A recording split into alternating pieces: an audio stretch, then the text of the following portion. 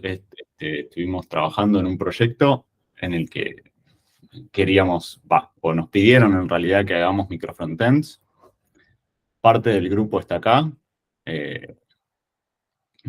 Están haciendo de co-hosts. Nada de esto, nada de esta charla hubiese sido posible sin el equipo que trabajó en esto. Así que quiero agradecerles. También quiero agradecerles a quienes me ayudaron a armar esta charla. Yo voy a estar hablando un montón, pero sepan, porque voy a estar hablando, digamos, pero sepan que el trabajo es de todos. Así que gracias por eso. La charla, como charla, es bastante simple. En general, tiene como una pequeña introducción a microfrontends para ponernos en tema. Y después un poco contrastar con nuestra experiencia. Cómo fue, cómo nos fue, y un poco de reflexión sobre por qué nos fue como nos fue, digamos. Y si sobra algo de espacio, podemos hacer una sesión de preguntas al final o podemos charlarlo un poco. Pasar de diapositiva sería así. Espérenme un segundo, que me sigo organizando el panel. Bien. ¿Cuál es la idea de microfrontends? La idea de microfrontends un poco es una idea repetida, muy parecida en algún punto a la de microservicios, ¿sí? De dividir y conquistar. O sea, tratar de algo que podría ser una pieza grande de software, convertirla en un conjunto de pequeñas piezas, pero que se muestran juntas, para formar un único producto, digamos.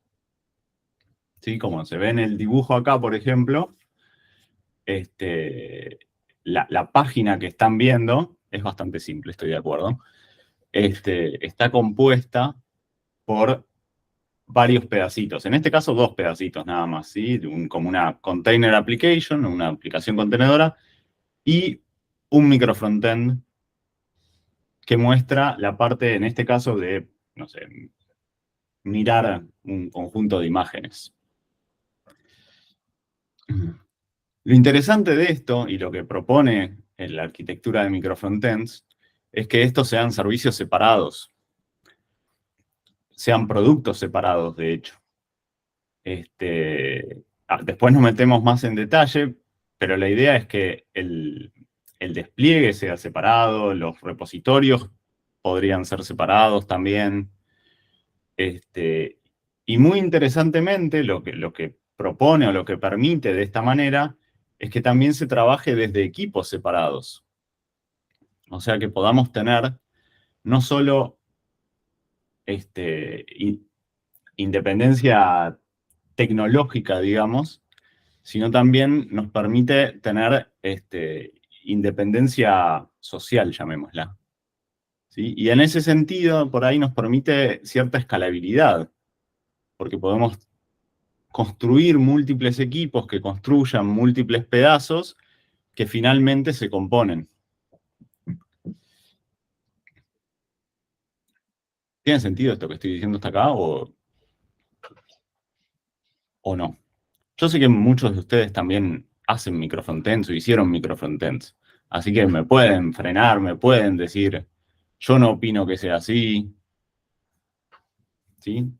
Yo tengo una tendencia a hablar mucho en las charlas, pero no me gusta esa tendencia. Prefiero que me interrumpan si pueden. Bueno. Entonces, ¿qué nos dan los microfrontends? O más bien, ¿qué estamos buscando cuando elegimos una arquitectura de microfrontends? ¿Sí? Porque las cosas que nos dan no son gratis. Ya vamos a ver, tienen costo. Pero una cosa que nos permite, por ejemplo, es hacer pequeños incrementos. O sea, un acercamiento habitual a los microfrontends, como explica Fowler en alguno de sus papelitos, es hacer el Strangler Fig. O sea, esta aplicación que va creciendo, se arma un pedacito de una aplicación que reemplaza un pedazo de un monolito, por ejemplo. Y después reemplaza otro pedazo de un monolito con otra aplicación, y después otro, y después otro, y después otro, y después otro, hasta que por su propio peso y tamaño, todos esos pequeños pedacitos que fuimos construyendo incrementalmente terminan por deshacerse del monolito inicial, por ejemplo.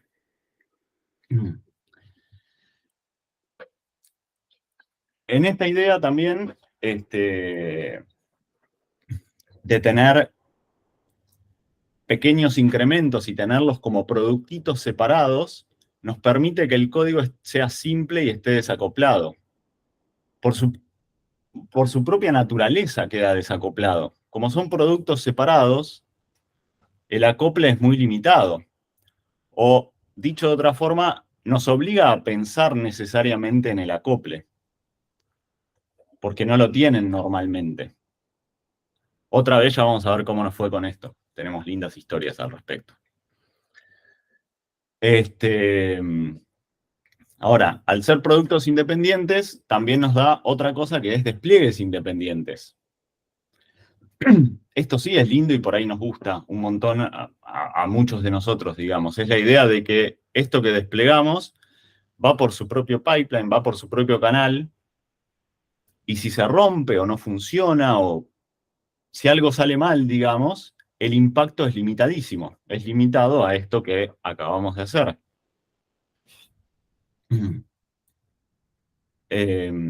Y por último, bueno, lo que ya había dicho antes nos da la posibilidad de, ya que todo está tan desacoplado, separado, los despliegues por separado, qué sé yo, nos permite que tengamos equipos diferentes trabajando en esto.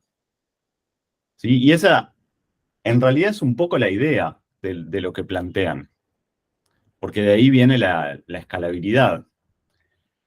Esto, por supuesto, no es gratarola. Nada en tecnología es gratis. ¿Sí? Nada en ningún lado creo que sea gratis en realidad.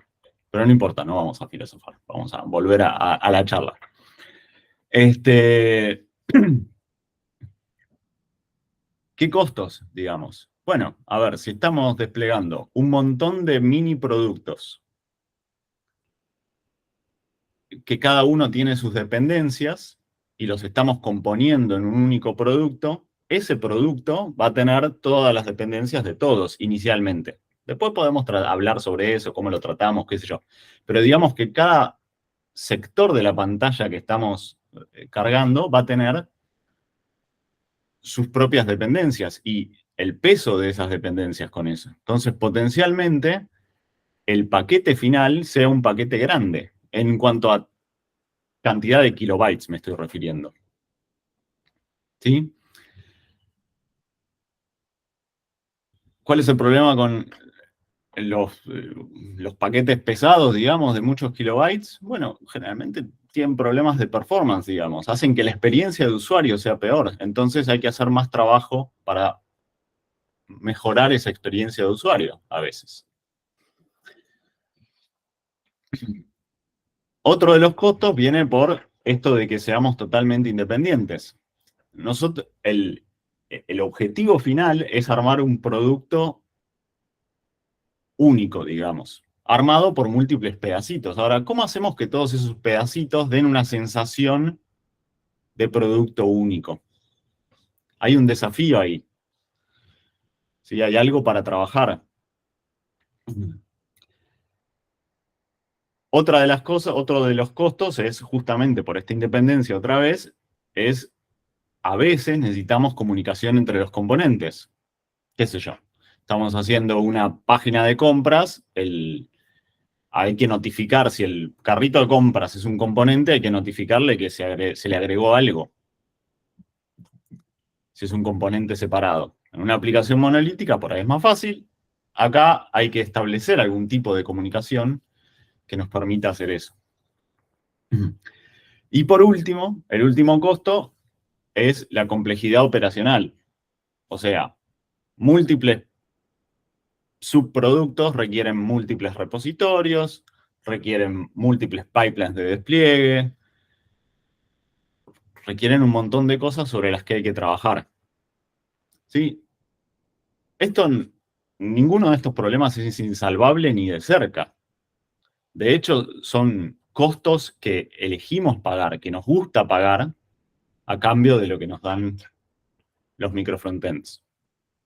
Estuve a esto de decir microservicios. Si me escuchan decir microservicios, yo estoy diciendo microfrontends. Que quede claro. Me alegra no ser el único que le pasa. Eso de micro adelante me confunde. Bueno. Bien. ¿Qué nos pasó cuando intentamos llevar esto a la práctica nosotros? Esta parte va a ser un poco una mezcla porque ustedes no tienen contexto de lo que fue pasando, así que voy a ir contando el contexto mientras cuento cómo sobrellevamos eso. No sé, ¿cómo estamos? Ah, estamos re bien de tiempo. Perfecto. Preocupaba un poco que esto se haga largo, largo, largo. Bien. La idea de hacer microfrontends no fue nuestra. O sea, era un pedido explícito. Queremos que esto sea microfrontends. Una de las cosas que fuimos pensando durante este tiempo y que ahora también pensamos es, bueno, ¿realmente necesitábamos microfrontends? Quizá no. Pero evidentemente a quien eligió hacer frontends, esto le resolvía algunos problemas y eligió ir por ese camino. ¿Sí? Esto en este caso era un cliente que pidió esto. ¿Cuáles eran las expectativas que había alrededor de esto? Ellos tenían un producto muy exitoso, que no era un producto web, era un producto Windows, que tenía esta idea de ser como un contenedor al que se le agregaban plugins.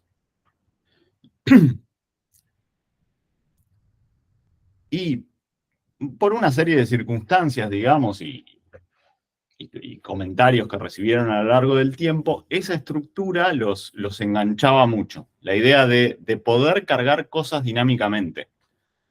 De que la aplicación, en este caso piensen que era una aplicación Windows, ni siquiera era en la web, pero como que la idea del monolito no les terminaba de cerrar. Entonces los atrajo la idea de microfrontends un poco por este lado. ¿Sí? Por la idea de poder hacer runtime loading, de poder cargar cosas dinámicamente. Otra de las expectativas que había era el de desacoplar los componentes. Bien en línea, digamos, con la idea de microfrontends en este caso. Otra expectativa que tenían era la de tener múltiples equipos desarrollando en paralelo. Ellos tenían un problema, o creían que iban a tener un problema de escala.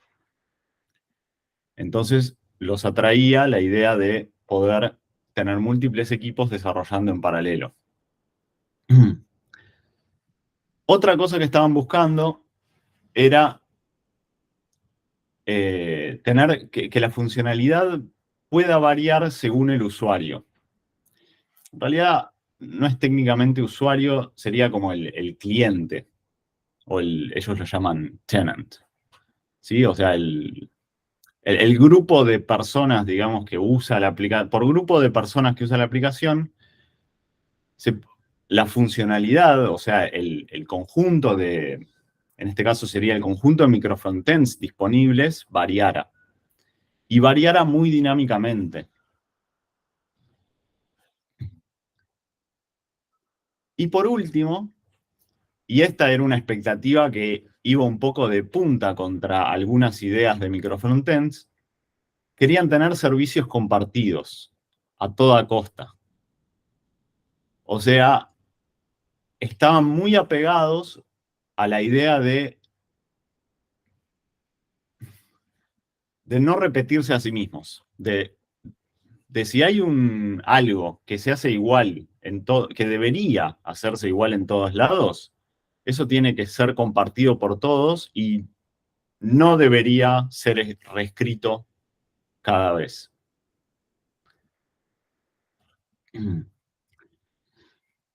Este último a mí me interesa de algún lado porque fuera del ecosistema de microfrontends, es bastante tentador en mi cabeza esa idea, digamos.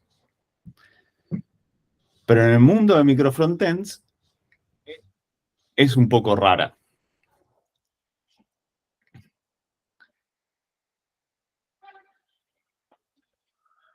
Bueno, a ver. Entonces, ¿qué pasó con estas expectativas? Nosotros éramos un equipo nuevo en esto. Nunca habíamos hecho microfrontends, teníamos poca experiencia en la web con JavaScript. O sea, conocíamos algunas cosas, conocíamos Angular, bueno, esto es importante, digamos, por algún motivo, pero como que no teníamos un montón de experiencia en este mundo.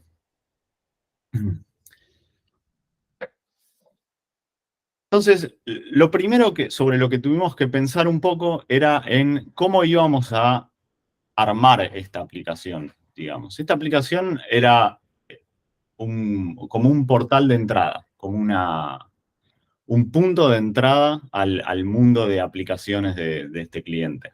Entonces, la idea era que hubiera una suerte de encabezado, que tuviera un menú de navegación, básicamente, y después que en función de lo que se eligiera en ese menú de navegación, que tenía que ser totalmente dinámico, se puedan ir cargando diferentes aplicaciones para hacer cada una de las cosas que los usuarios querían hacer, digamos. O sea, que los usuarios puedan navegar a sus aplicaciones desde ahí. Esto entonces requería que nosotros pensemos un poco cómo íbamos a componer todo eso, ¿sí? En la literatura de microfrontends, digamos, por llamarlo de alguna manera, pues la gente que escribió microfrontends dice que hay como dos maneras de componer microservicios. Y ahí lo dije, y me di cuenta.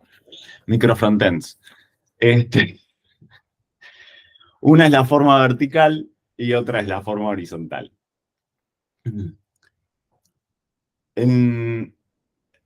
La idea de la vertical es que cada microfrontend trabaje sobre algo parecido a una vertical de negocio y sea como lo único que se muestra en pantalla en ese momento. Por el contrario, o no por el contrario, pero no igual, digamos, el particionamiento horizontal lo que propone es que cada uno de los componentes sea un pedacito de la pantalla y muchos puedan convivir a la vez para dar para dar el producto que se quiere dar, digamos. Para nosotros, por cómo estaban planteadas las cosas, tenía mucho más sentido un particionamiento vertical. Con excepciones, digamos. O sea, necesitábamos este menú de navegación. Entonces, nuestro producto, digamos, era un menú de navegación, que era un componente por separado. Y después cada uno de los que se cargaba en el espacio, si quieren... ¿Se ve mi cursor? No se ve mi cursor. Bueno, No. la barra azul acá. Sí, apenitas se ve. Yo lo veo. Ahí lo veo. Como si la barra azul acá fuera nuestro menú de navegación y todo este espacio de acá abajo fuera cada una de las aplicaciones que íbamos cargando. Entonces, esto que iba acá abajo era un producto separado, ¿sí? Y después teníamos un producto también separado, que era la barra esta de navegación de acá arriba, ¿sí? Que venía enroscada con el contenedor. O sea, el contenedor proveía siempre un subproducto que era la barra de navegación y después dinámicamente se iba cargando el espacio de acá abajo en función de la selección en el navegador.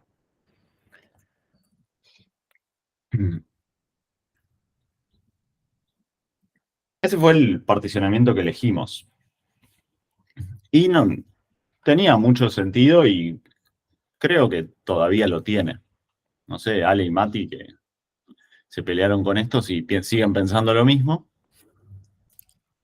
Sí, yo estoy de acuerdo que tiene sentido dentro de lo que InRule, el cliente esperaba, digamos, ¿no? Que era esto del runtime loading. Uh-huh. Bien. Entonces, esto nos hizo pensar, por supuesto, en cómo íbamos a organizar nuestro código, ¿sí? ¿Qué íbamos a tener que hacer al respecto? Acá aparecieron cosas nuevas para nosotros. Bueno, sí, está bien, llamémoslas nuevas porque nos metimos en profundidad en estos temas, digamos. O sea, lo primero que se nos ocurrió es un repo para cada cosa, ya que estamos haciendo micro frontends, todo es independiente, todo va en repos separados. Bien, perfecto. Pero hay cosas que se parecen mucho, ¿no? Digo, el contenedor y el encabezado ese de que les decía recién, la barra de navegación, están siempre de la mano. O sea, no existe esta aplicación sin ese encabezado. Entonces, ¿cuál es el sentido de separarlo?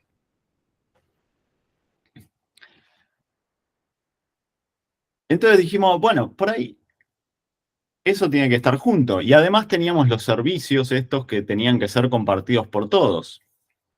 Entonces dijimos, bueno, por lo menos en nuestra cabeza, digamos, tenía mucho sentido decir, por ahí nos conviene tener algo parecido a un monorepo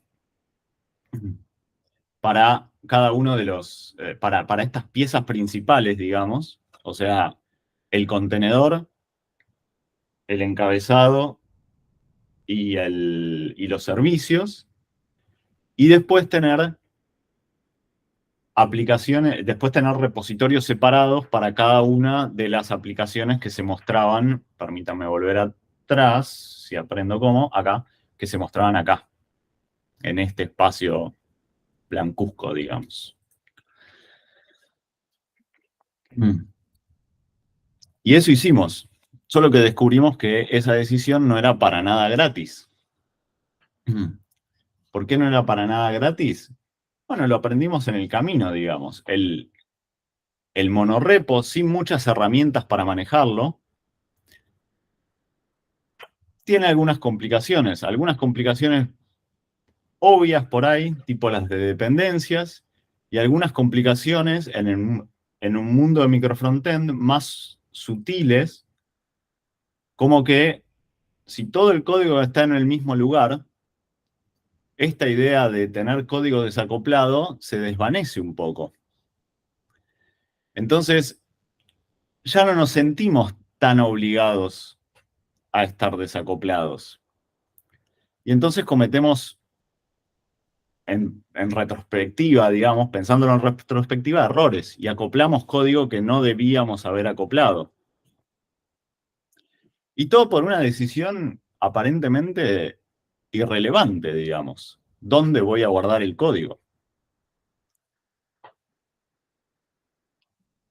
Espérenme un segundo. Ay, perdí. Había perdido mis notas. Muy importante. Así que bueno, elegimos esa estructura finalmente, digamos. Teníamos las aplicaciones en cada una en su repositorio y después un repositorio principal donde teníamos el contenedor, el encabezado y después esto de tener el monorepo a su vez nos dejó también en un lugar incómodo en el sentido de que después aparecían aplicaciones muy pequeñas para hacer. Por ejemplo, algunas aplicaciones no eran más que links a otras aplicaciones ya existentes y ya hosteadas en otro lugar. Y entonces ahí nos encontrábamos con, bueno, tengo tengo que crear un repositorio para una aplicación que es un link. Tengo que hacer todo el boilerplate para un link. Entonces decíamos, bueno, lo mandamos al monorepo. Que parece una decisión sensata. Pero si lo pensás un poco más, también parece una decisión poco sensata, porque después ese monorepo es una bolsa de gatos, que es un poco lo que a veces sentimos cuando miramos eso.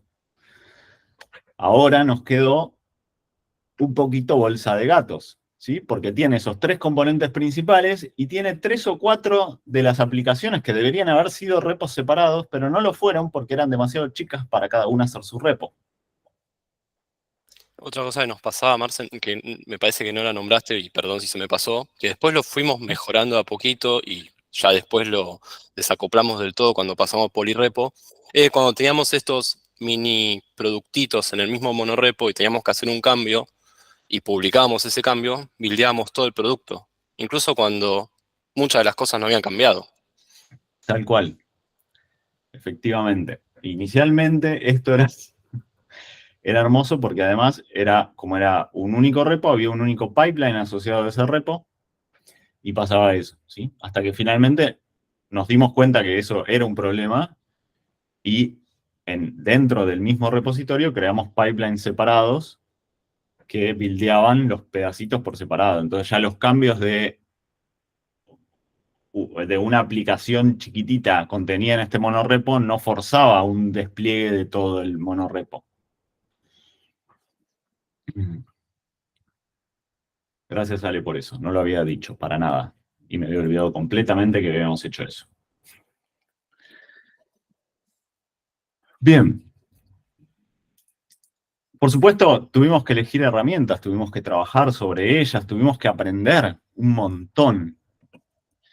¿Sí? Muchas de estas cosas eran súper nuevas para nosotros. Lo único que más o menos conocíamos, era Angular. Y cuando digo más o menos, es en serio más o menos. Habíamos hecho algunas aplicaciones, algunas single page application, pero no mucho más. ¿Sí? Empezamos por lo más básico que se nos ocurrió, que fue, básicamente, hacerlo a JavaScript pelado. O sea, el contenedor lo hicimos a JavaScript pelado, la carga dinámica la hicimos a JavaScript escrito por nosotros, digamos, y avanzamos sobre eso. Una de las primeras cosas que descubrimos con eso fue que el código no solo hay que escribirlo, hay que empaquetarlo y desplegarlo. ¿Sí? Y ahí descubrimos Webpack. Y cómo funciona, y para qué sirve, y cómo de repente es una herramienta invaluable. Pero hasta ese momento, por ejemplo, no conocíamos mucho de esto. ¿Sí? Para nada. Después también teníamos problemas de dependencias internas, como eran paquetes dentro de un monorepo. Se hacía a veces difícil manejar las dependencias. Entonces, bueno, conocimos NPM Workspaces. ¿Por qué no usamos Yarn? Porque no sabíamos que existía, lo descubrimos después. ¿Sí? Cuando todo esto creció lo suficiente, nos encontramos en un punto de quiebre y este código JavaScript que habíamos escrito a mano, que era el del contenedor, que era el de la carga dinámica, teníamos que hacerlo crecer mucho para soportar un montón de cosas que necesitábamos, ¿sí? Y ahí nos pusimos a mirar un poco y descubrimos que, como siempre, hay gente que ya había hecho cosas parecidas a esta, ¿sí? Y nos movimos a un framework que se llama Single SPA, y sí es un nombre raro porque es Single Page Application, pero es lo que hay, que nos resolvía un montón de estos temas de la carga dinámica, pero que a su vez, al ser una herramienta y tener su propia idiosincrasia, por ejemplo, nos limitaba fuertemente el tema de los layouts. Single SPA no soportaba, o no soporta, de hecho, layouts dinámicos. Los layouts son completamente estáticos, son un HTML ahí servido. Y nosotros necesitábamos layouts más dinámicos. Entonces, bueno, esa parte la tuvimos que manejar nosotros.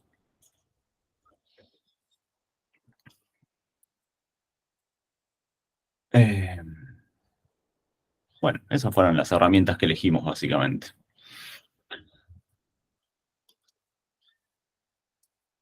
El manejo de los equipos fue otra cosa interesante que nos hizo también tener reflexiones interesantes sobre cómo se mezcla la organización social, digamos, con el código. Conway para los amigos. La idea inicial era tener múltiples equipos, pero lo que pasó es que había un equipo que hacía todo. Éramos el único equipo que estaba haciendo cosas de microfrontend. Piensen cómo nos funcionó eso en relación al desacoplamiento esperado. Mal, muy mal nos funcionó. Porque nosotros conocíamos toda la base de código de punta a punta, la habíamos escrito nosotros, y entonces sabíamos dónde estaba todo y conocíamos todos los atajos para hacer todas las cosas. Pensar en desacoplamiento era un esfuerzo para nosotros. Pese a que estábamos trabajando en microfrontends, el hecho de tener un monorepo donde todo el código estaba junto y un equipo, un único equipo, que conocía todo ese código, ¿sí? Nuestra arquitectura y nuestra organización social no nos obligaba o no nos forzaba a caer en el pit of success, en el pozo del éxito, digamos. O sea, nada nos empujaba a hacer las cosas bien. Era un esfuerzo hacer las cosas bien. ¿Podríamos haberlo hecho mejor? Sí, por supuesto. ¿Lo hicimos a medida que pudimos? Sí, pero nos llevó tiempo, porque primero hubo que darse cuenta.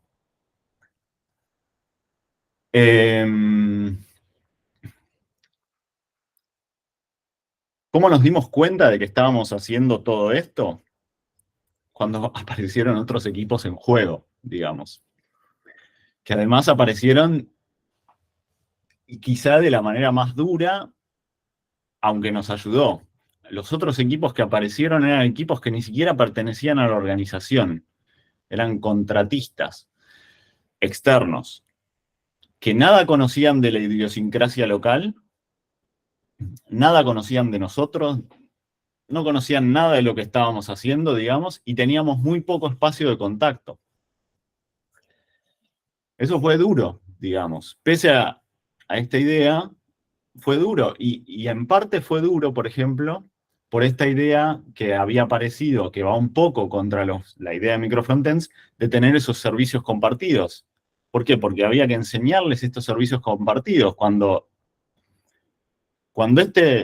esta gente externa dijo, microfrontends, listo, vos decime contra qué API necesito ir y yo construyo mis servicios.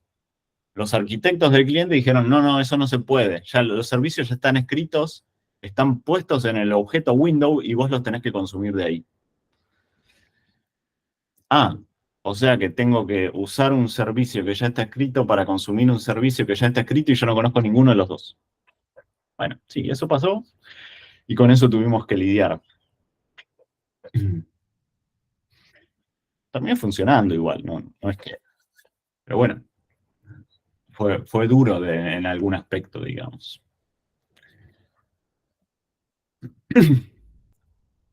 Entonces, todo esto para mostrar un poco cómo la organización de los equipos también afecta el producto que se está armando, digamos, aún en este esquema de microfrontends. Bien, acá también en la división esta aparecieron temas interesantes como la cohesión. Estábamos trabajando con un equipo externo que tenía que hacer un producto que se parezca al producto que estábamos haciendo nosotros. ¿Sí? Y el problema más grande que nos encontramos es que no había reglas, básicamente. O sea, por ejemplo, no teníamos manual de estilos. Nuestra aplicación se parecía un poco a lo que nosotros éramos capaces de construir, y un poco a lo que la gente del cliente, a las correcciones que hacía la gente del cliente. Ahora, ¿cómo llevábamos este conocimiento hacia afuera? Fue difícil. Fue muy difícil. ¿Sí? Y después aparecían cosas muy particulares de los microfrontends, que es al componer diferentes servicios o diferentes componentes, que cada uno tiene sus estilos, hay potencial para pisar estilos ajenos. ¿Sí? Hay maneras para tratarlo también, sí, por supuesto. Pero otra vez, tampoco eran súper conocidas para nosotros. Entonces las tuvimos que ir aprendiendo y pasó inicialmente. ¿Sí? Que había estilos que pisaban otros estilos y de repente se rompía todo por un despliegue de un componente aislado. ¿Sí? Hasta que descubrimos que no estaba tan aislado como creíamos.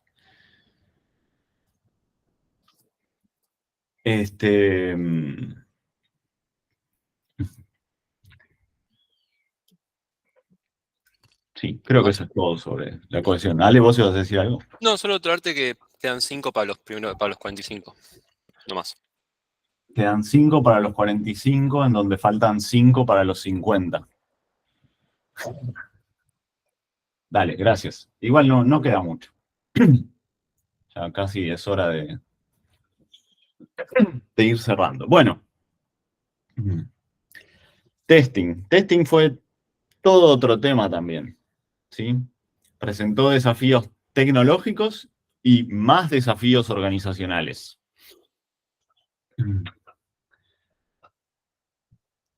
No les gustaba probar, ni por casualidad. A nosotros sí. De hecho, para nosotros había un clash cultural interesantísimo entre las dos organizaciones, digamos. Nosotros desarrollábamos pensando en los tests y desarrollábamos a través de los tests. Mucho de nuestro código estaba escrito a partir de los tests que escribíamos primero, tipo TDD, digamos. ¿Sí?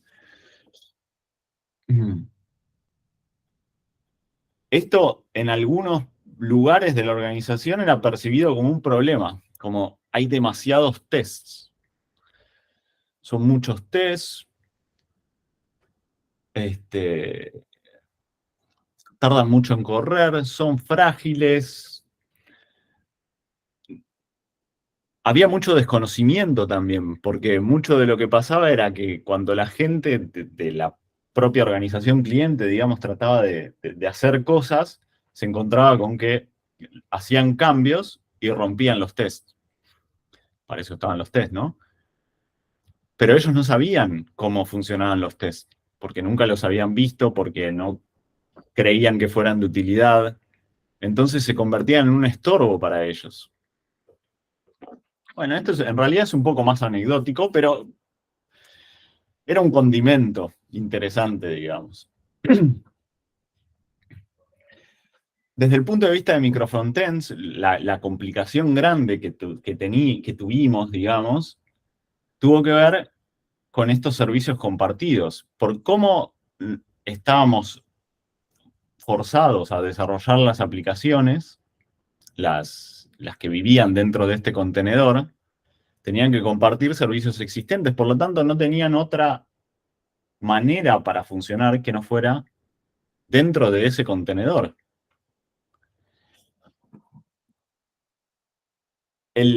La solución desde arquitectura de la organización era, bueno, pero que desarrollen contra el, ¿cómo se dice? Contra el contenedor productivo. Total, es un JavaScript que se baja localmente, se corre en tu navegador y vos podrías desarrollar contra eso. Pero eso, por ejemplo, a nosotros desarrolladores nos molestaba mucho porque no podíamos desarrollar localmente. Sí o sí necesitábamos una conexión a internet que funcionara, que pudiéramos bajar la última versión del contenedor del portal etc. Entonces tuvimos que hacer mucho trabajo, por ejemplo, para que las aplicaciones embebidas puedan correr standalone. Y de hecho no era standalone, lo que hacían eran levantar localmente una copia de ese contenedor y correr el contenedor y la aplicación adentro del contenedor. O sea, escribimos scripts, digamos, que hacían el wiring para que el cableado para que las aplicaciones corrieran dentro del contenedor y solo corriera esa aplicación para el desarrollo local. Las pruebas end-to-end, si las pruebas unitarias nos causaban problemas, las end-to-end creo que fueron peores en ese sentido. Y de hecho, tuvimos pruebas muy limitadas. O sea, hicimos pocas pruebas, y eso quise decir con pruebas muy limitadas. Iba a decir algo más y me olvidé. Bueno, o sea, la verdad terminamos haciendo pocas pruebas end-to-end. En No sé si parte, era lo que querías decir, Marce, pero terminamos probando desde el contenedor a las aplicaciones que lo consumían. Eso fue gran parte de lo conflictivo en esas pruebas. es cierto. Sí, eso fue una de las grandes cosas feas, digamos, que nos quedaron, que fue que nuestras pruebas end-to-end cruzaban demasiados límites, digamos. Y, entonces se hacían muy difíciles de mantener. Sobre todo porque cada uno de los productos que se estaban haciendo, esto por ahí era interesante decirlo antes, pero cada uno de los productos que se estaban haciendo, no solo se estaban haciendo, se estaban descubriendo. Entonces, los requisitos cambiaban muy, pero muy constantemente. Era como, bueno, esto es así ahora, pero por los próximos 2 minutos porque ya cambia. Y ya cambió de nuevo, y ya cambió de nuevo, y ahora otra vez. Bien. Creo que me quedan 2 cosas nada más. Sí, composición y comunicación entre componentes. Esta por ahí fue una de las partes más lindas, pero que también más complejidad agregó. La composición de los componentes tenía que ser a pedido, digamos, totalmente dinámica. Al punto que en realidad se agregó un nivel de indirección más y son todo lo que se agrega al contenedor, se agrega por configuración. Entonces, en ningún lugar hay digamos, un pedido directo de un componente, sino que se llama a un servicio que dice cuál es el servicio que carga el componente, y el servicio que carga el componente toma la decisión de cómo y dónde cargar ese componente en función de otra configuración. ¿Cómo solucionamos los problemas? Agregando niveles de indirección, dicen. Sí, nos da mucha versatilidad, también nos da un montón de complejidad. Acá, creo que Single SPA en este caso fue instrumental porque nos dio una buena base sobre la cual basarnos. Eso igual quiere decir que tuvimos que hacer mucho trabajo alrededor, pero si intentábamos hacer esto sobre nuestro vanilla JavaScript, iba a ser dolorosísimo. Muy, muy doloroso. Sí, Agus. Marce, consulta. Entonces la versión que ustedes tenían de los microfrontend era horizontal, o sea, no mostraban toda una pantalla, sino había componentes que aparecen en un microfrontend y después tenían 2 microfrontend al mismo tiempo rendizándose. ¿Eso es lo que estoy entendiendo? No, perdón, si no fue eso lo que quise decir para nada. No, o sea, sí, siempre teníamos el encabezado y el microfrontend que se mostraba, pero el microfrontend que se mostraba se decidía dinámicamente. Ah, ya entendí. En función del tipo de cliente que eras para ese portal, digamos, y qué tipos de recursos tenías instalados. O sea, cada usuario, digamos, tiene una serie de recursos instalados. Y para cada uno de esos recursos hay aplicaciones que los manejan o toman ventaja de ellos, digamos. Entonces, en función de los recursos instalados, había que decidir qué aplicaciones se mostraban para ese cliente, para que el cliente pudiera interactuar con sus productos instalados. ¿Ahí se entiende un poco mejor? Sí, gracias. Ok. Era más complejo. Sí, eran más niveles de indirección, simplemente. Bien. Por último me queda, y ya voy cerrando casi, la comunicación entre componentes. ¿Sí? Acá los resultados fueron mixtos. Tuvimos algo que creíamos que eran buenas ideas, como armar un servicio basado en observadores y observables para poder enviar mensajes lo más desacoplados posibles, ¿sí? Pero lo hicimos en un servicio compartido. Y nadie sabía que existía porque nosotros éramos los únicos. Entonces, cuando llegaban nuevos equipos a trabajar con eso, no sabían que existía ese servicio, no sabían cómo usarlo, no era fácil comunicarlo. La comunicación entre componentes quedó mixta y además por esto que les decía, como el navegador, por ejemplo, estaba dentro del contenedor, el código estaba muy cerca y, por ejemplo, quedaron algunas cosas raras como que la autenticación la maneja el encabezado en vez de manejarla el contenedor. ¿Por qué? Porque el encabezado era Angular y era más fácil manejar la autenticación desde ahí que manejarla en vanilla JavaScript desde el contenedor, aún con single SPA. Otra vez, sí, mirándolo con el diario de hoy, es muy fácil ver que deberíamos haber hecho otra cosa. Pero el punto acá para mí, lo más importante del descubrimiento, es que no estábamos en un lugar cómodo donde las decisiones nos obligaran o mejor dicho, la arquitectura nos obligara a tomar decisiones que nos llevaran al éxito. Había una serie de cosas que hacían que nuestras decisiones no fueran todo lo fáciles que pudieran haber sido y todo lo exitosas que querríamos que hubiesen sido.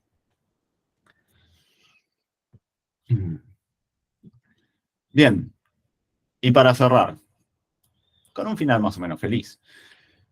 A pesar de las dificultades, creo que las expectativas se cumplieron. Sí, hay cosas que no nos gustan, sí, hay expectativas que no se cumplieron, pero en términos generales, creo que muchos se cumplieron y estamos todos contentos, nosotros y el cliente. Esto era un reemplazo de un producto existente. Estamos a años luz de ese producto existente. ¿Sí? Todo lo que se hizo no tiene nada que ver. El producto existente era un muerto pobrecito. Y este es realmente un mucho mejor producto. Estamos contentos con el aprendizaje. Fue doloroso, fue largo, pero aprendimos mucho, creo. Yo siento que aprendí mucho, por lo menos. Tengo lugar para aprender un montón más, no se preocupen. Y por último, el producto parece haber cumplido su objetivo. O sea, los objetivos planteados parece que los cumple, digamos. Todo eso, todos esos pedidos extraños de dinamismo y esas cosas funcionan. Cumplí, me repasé. Pido disculpas. Esto es todo. Les agradezco un montón haber venido.